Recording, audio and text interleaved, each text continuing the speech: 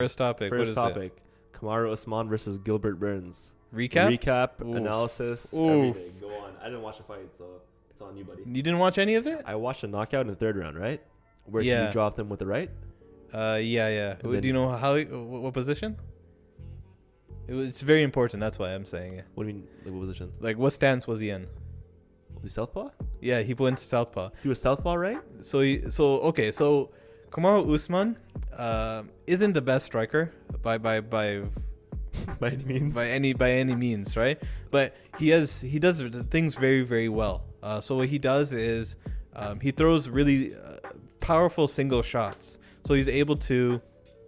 Yo, chill. What are you Chill with doing? what, bro? Stop moving. Don't drink the microphone.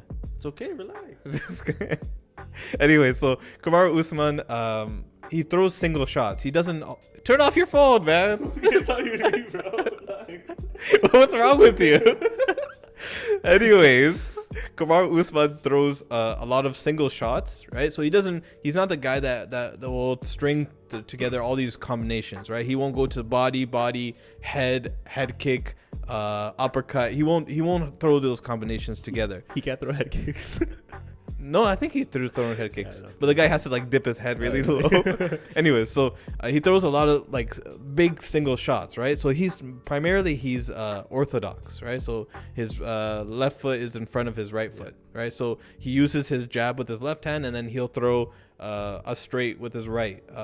A lot of times, he's connecting on his opponent, but early on in the round, sometimes he misses. He tends to miss. So what his strategy with Gilbert Burns was he did not want to do anything on the ground.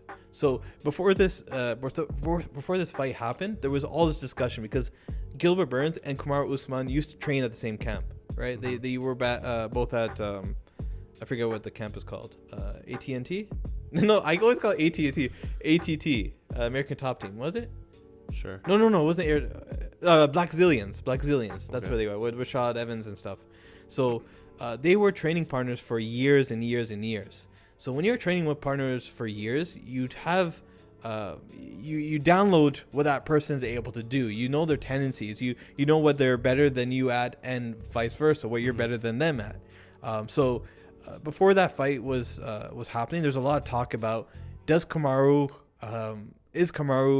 going to grapple with Gilbert Burns, right? Because before this fight happened, they have all this training time with each other. You would get a sense, if you're Kamaru Usman, you'll get a sense if Gilbert Burns is better than you in grappling, right? Not necessarily the wrestling department. I'm talking about like jiu-jitsu game, Yeah. right? So that there was one of that was a conversation piece. The other one was striking. Who got the better of who during the striking exchanges? I think we got our answer from how this fight went. If you look at this fight, Kamaru Usman did not want to go to the ground, right? I don't know, you didn't see it, but when Gilbert Burns was on his back, Kamaru Usman grabbed Gilbert Burns' ankle and just slammed leg kicks into like his hamstrings, basically, right? Just over and over and over. There was a moment where Gilbert Burns almost got him initiated into his guard, Right. or like some sort of grappling exchange, and Kamaru Usman just pulled out right away, right? He did not want anything. So I think that explains what happened during the training camp. So he's at high level on the ground. I think Kamaru Usman, from the years of training with Gilbert Burns, knew that Gilbert Burns is better than him on the ground when it comes to jiu-jitsu. So even though he's on top, he knows that like I can't play with Gilbert Burns down here. So what I have to do is I have to keep this standing and make sure that he doesn't take me down. So there was a couple of instances where you saw Gilbert Burns try to take Kamaru Usman down, and it didn't happen. Like he couldn't take him down. That as well played into the matchup, like the history. So you basically got an idea of what actually happened during the training camp. Gilbert Burns did hit Kamaru Usman, kind of stunned him a bit in the first round, but eventually Kamaru Usman just implemented his game plan a lot better. He's not the best striker, but those Explosive, right? He's very but, explosive. But those single jabs that he was doing, right? Those single shots that he was just jabbing.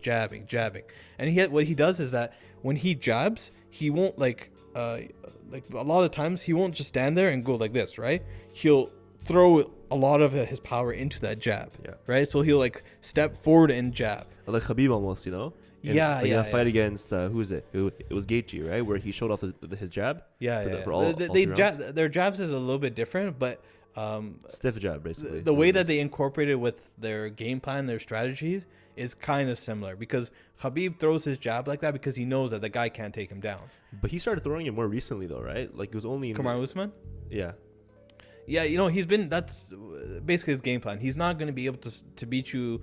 Like if it was a kickboxing match, he wouldn't win, because there's so many better strikers out there. The thing that he's able to do, the reason why he's able to have so much success, is because he knows the guy can't take him down, and he has power in his jab, right? Which you could say is kind of like the opposite of Woodley, because like when Woodley fought, he was really like with overhand rights and everything, right? Yeah. So in this fight, a lot of it was jabs. Sometimes he would throw straight from orthodox, and he would also throw overhand rights. He did rock Gilbert Burns in the second or third round with some overhand rights. It wasn't my point is that he's not the most complex striker, and it's okay. It's okay that he's not the most complex striker, but it's very, very effective. So what was funny is every time. So in this fight, he decided to switch stances. Right? He hasn't really done that before. But when he switched stances, all he really did was jab with his power hand. Yeah. So instead of jabbing with his left hand, right? Now he switched to southpaw and was jabbing with his power hand. So is that really like the most effective utilization of like switching stances? The thing is that when you go southpaw and then you try landing your power left, right? It's very hard. No, but he wasn't really throwing or landing with that. No, I know, but if you try doing that, right, it leaves you very open if you're not trained in southpaw, right? Yeah. So that's what I was saying. It's kind of funny that he was talking about, I was training southpaw and blah blah blah. But when he was in southpaw, he wasn't using his left, like a left overhand to hit. He was essentially using using southpaw just to throw his power hand jab. Right, and that's what dropped Gilbert Burns. So like a nice comparison, it's like Lomachenko, right? Because he's a right-handed southpaw, isn't he? So his whole thing is that when he jabs you, he's like power jabs, right? Yeah. That's fine. Yeah. Okay. Yeah. So like it's a comparison, right? It's a comparison. Yeah. So Lomachenko and Kamaru Usman are completely different levels, right? Yeah, but they're completely different weight classes. Southpaw, right? That's the whole thing. Yeah. But it's interesting. I wonder what Kamaru Usman would do against other people, other strikers. He really did that. The most effectively that I noticed was in the third round, and that's when he dropped Gilbert Burns' fight, like the last one. One thing that was very key in this fight was his reach. He actually was able to use his reach. I'm not sure if statistically his is longer than Gilbert Burns, but it looked like, right? It is. Yeah. Okay. So he was able to utilize his reach and prevent Gilbert Burns from coming in really, really close. I think it's actually a 3-inch. Yeah, you can see Kamaru Usman, his arms are like super, super long, right? Yeah. So he implemented his game plan. I'm surprised. If you listen to some analytical guys, what is his name? Dan Hardy. Dan Hardy. Yeah. So he did his analysis on this fight before it happened, of course. And he was talking about how Gilbert Burns might have, like, basically he was insinuating that Gilbert Burns has the edge in this fight. Right. And a lot of stuff that he was talking about did happen in the fight. So Gilbert Burns did clip Kamaru Usman. Gilbert Burns was the faster one. Gilbert Burns did try to not pull guard, but he tried to initiate the grappling on the ground. But Kamaru Usman just answered appropriately. He took what Gilbert Burns was supposed to do or was doing, and just did it better. Like, had a better counter for everything.